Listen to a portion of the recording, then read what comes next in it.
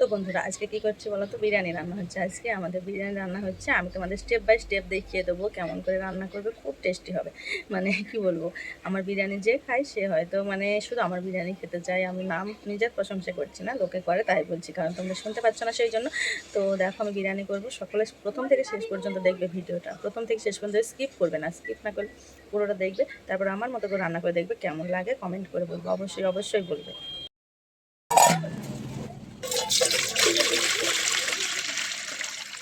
তো দেখো বন্ধুরা, এদিকে আমি চালটা ভিজাতে দিচ্ছি জলে।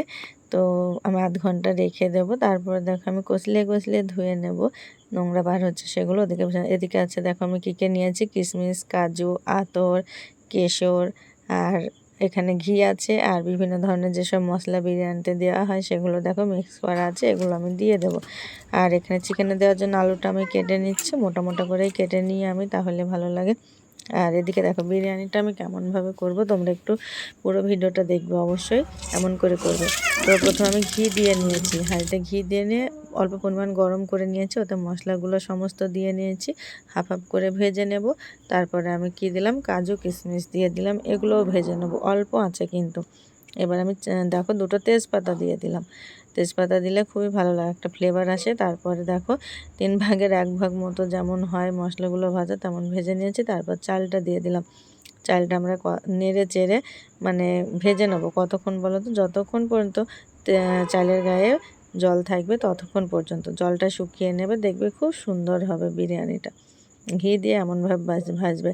আমি ওটা দিয়েছি কি ঘি বলো তো, যে দোকানে ঘি পাওয়া যায় সেগুলো।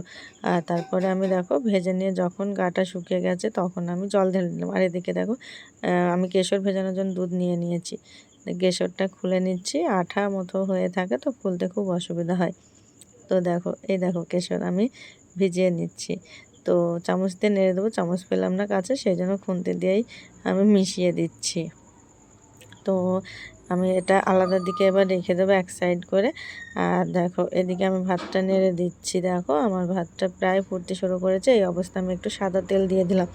সাদা তেল কেন দিলাম, যে ভাতগুলো গায়ে গায়ে লাগবে না। আর এদিকে দেখো পেঁয়াজ কুচিয়ে নিয়েছি, এগুলো মা কুচিয়ে রেখেছে, পেঁয়াজগুলো আমি তেলে দিয়ে ভেজে নিচ্ছি। তো অল্প পরিমাণ ভাজবো, বেশি পোড়া পোড়া করবো না, ভালো লাগবে না। তো দেখো আমি ভেজে নিচ্ছি কেমনভাবে, তোমরা ভালো করে দেখবে, পুরো ভিডিওটা দেখবে কিন্তু স্কিপ করবে না, বারবার বলছি স্কিপ করবে না। আর আমার পেজটা অবশ্যই অবশ্যই তোমরা একটু ফলো করে দিও যারা ফেসবুক থেকে দেখছো, আর ভিডিওটা শেয়ার করবে, লাইক কমেন্ট করবে। আর দেখো পেঁয়াজ ভেজে আমি সামান্য পরিমাণ লবণ দিলাম, কেমন বলো তো, মানে পেঁয়াজটা ঝরঝরি হয়ে থাকবে, মিশমিশে যে ভাবটা সেটা থেকেই যাবে। এদিকে আলুগুলো ভেজে নিলাম। আর হ্যাঁ, অবশ্যই একটু কমেন্ট করো কেমন হয়েছে, আর আমার মতো করে বানিয়ে দেখবে কেমন হয়েছে, একটু বলবে। শেয়ার করতে ভুলো না যেন, তোমরা একটু শেয়ার করো। আর যারা ইউটিউব থেকে দেখছো ভিডিওটা তারা একটু আমার চ্যানেলটা সাবস্ক্রাইব করে দেবে, সঙ্গে লাইক কমেন্ট শেয়ার করবে। শেয়ার অবশ্যই করবে, কমেন্টও করবে। আর খুব গরম পড়ছে, দেখো রান্না করতে করতে আমি ঘেমে গিয়েছিলাম। আলুটা আমার প্রায় সেদ্ধ হয়ে গেছে, 1/4 ভাগ যতটা সিদ্ধ করতে লাগে ততটা পরিমাণ আমি তেলে দিয়ে ভেজে নেব। তো অতটা পরিমাণ সিদ্ধ হলেই আমি নামিয়ে নেব। দেখো আমি নামিয়ে নিচ্ছি, কত সুন্দর দেখাচ্ছে দেখো। এবার আমি চিকেন কষা করে রান্না করার আগে দেখিয়েছি, তবু আবার দেখে দিচ্ছি। প্রথমে কি দিয়ে দিলাম, দেখো পেঁয়াজ দিয়ে দিলাম। চিকেনে একটু বেশি করে পেঁয়াজ দিলে খুবই ভালো লাগে, কষা কষা লাগে। তারপরে কি দিলাম আমি, দুটো পাতা দিয়ে দিলাম, আর যে মশলা ছিল লবঙ্গ, তারপরে হচ্ছে মরিচ, সেগুলো দিয়ে দিয়েছি, আর একটু যে দারুচিনি দিয়ে দিয়েছি। আর এদিকে আদা রসুন বাটা ছিল সেটা দিয়ে দিয়েছি, হলুদ গুঁড়ো দিলাম, লঙ্কার গুঁড়ো দিলাম, আর এখানে হচ্ছে ধনে, মৌরি আর জিরে একসঙ্গে গুঁড়ো করা ছিল সেটা দিয়ে দিচ্ছি। দেখো এবার আমি কষিয়ে নিচ্ছি, মশলাটা কষিয়ে নেবার পরে দেখো আমার তেল ছাড়িয়ে এসছে। এবার আমি চিকেনটা দিয়ে নেব, তো দেখতে থাকো তোমরা।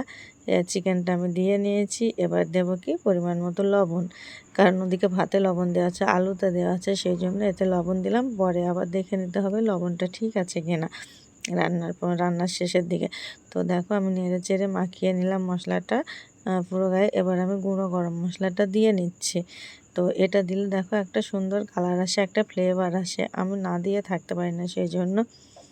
আর পুরো ভিডিওটা দেখবে কিন্তু, বারবার বলছে। দেখো আমার চিকেনটা অনেকটা কষা হয়ে গেছে, এবার আমি আলুগুলো দিয়ে দিচ্ছি। এইভাবে দিতে দিতে আমি দেখো পুরো আলুটা এইভাবে মাখিয়ে নিচ্ছি, মশলাগুলো যাতে আলু শুদ্ধ মেখে যায়।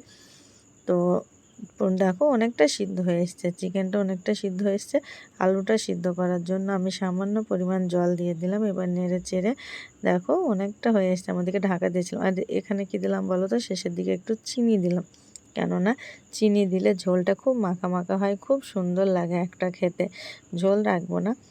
বিরিয়ানি দেখো আমার রান্নাটা দেখো কমপ্লিট হয়ে গেছে। আর এদিকে আমি ভাতটা ভাপ দেবো। কেমন করে দেবো দেখো, প্রথমে নিয়েছি কি, আমি ঘিটা নিয়ে নিলাম, কোটা ছিল ওই জন্য ঘা মেরে মেরে নিলাম, ছাড়ছিল না, গলানো ছিল না, সেই জন্য দেশি ঘি।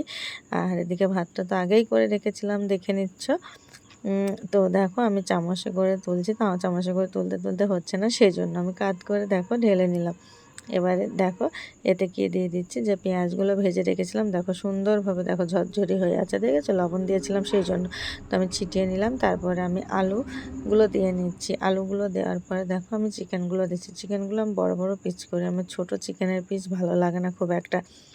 তো সকলে দেখবে কিন্তু অবশ্যই, দেখো তোমাদের জন্য ভিডিওটা আমি বানিয়েছি, অনেকটা বড় করে বানিয়েছি, সকলে দেখবে। আর দেখো আমি মাংস আর আলু মানে চিকেন আলুটা দেওয়ার পরে আবার একটু পেঁয়াজ ভাজা দিয়ে দিয়েছি, তারপরে ঘি দিয়ে দিয়েছি। এইভাবে বারবার দেবো, বারবার দেখাচ্ছি না। শেষে দেখো আমি এবার ভাপে দেবো, একটু চেপে চেপে দিলাম। ভাজা পেঁয়াজ আমি কিছুটা রেখেছিলাম উপরে দেবো বলে, সেই জন্য দেখো উপর দিয়ে দিয়ে দিচ্ছি। আবার একটু ঘি নিয়ে দিচ্ছি, হাত দিয়ে দিচ্ছি, কেননা কি বলো তো, গলানো নেই, গলানো থাকলে আমি হয়তো কাট করে দিতে পারতাম, কিন্তু গলার নেই, সেই জন্য হাত দিয়ে দিতে হচ্ছে। আর যে কেশরটা গুলে রেখেছিলাম দুধের সঙ্গে, সেটা দিয়ে দিচ্ছি। এবার আমি কি দিচ্ছি, আতরটা মানে খোলাই যায় না, খুব মানে মোটা পেপারের সঙ্গে জড়ানো থাকে ওটা।